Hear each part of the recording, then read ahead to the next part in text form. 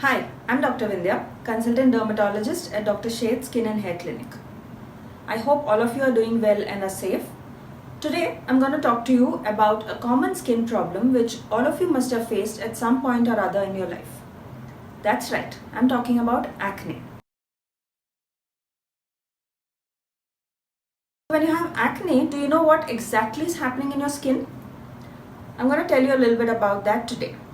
So there are these multiple pores on your skin which are formed by the openings of your oil glands and hair follicles together. So these tracts are getting blocked. So there are skin cells which are growing in a disordered manner there. The oil production is increased and all this accumulates there and further worsens the block. There's a particular type of bacteria which grows here and this causes inflammation. Your body calls a lot of inflammatory cells there and this further damages the surrounding tissues.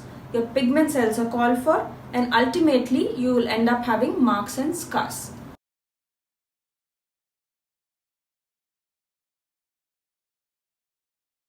So why is all this happening in the first place? There might be small simple things you might be doing wrong on day-to-day basis which is causing this problem. So the first and foremost thing you need to look for is whether you're cleansing your face enough. By cleansing, I don't mean that you do an industrial strength cleansing and strip away all the moisture from your skin. No scrubbing. You need to be gentle with your skin. Use a gentle face wash and wash your face at least 2 to 3 times in a day.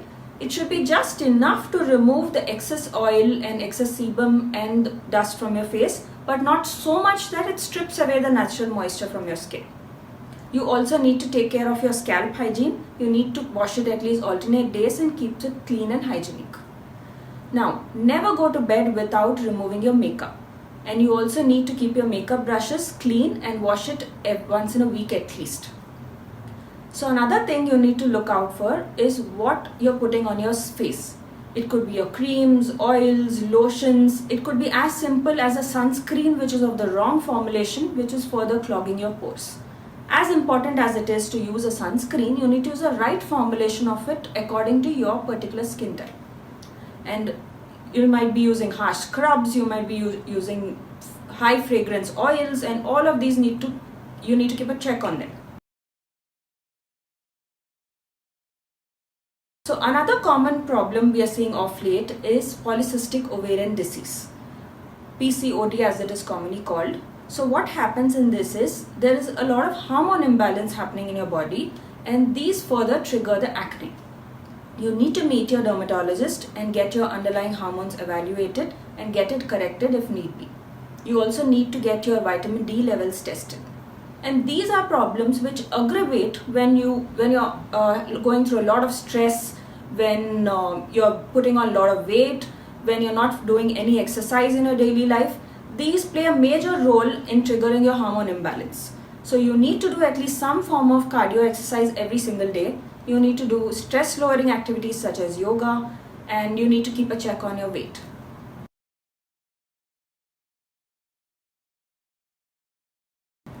So in addition to these, there are a few drugs which trigger acne.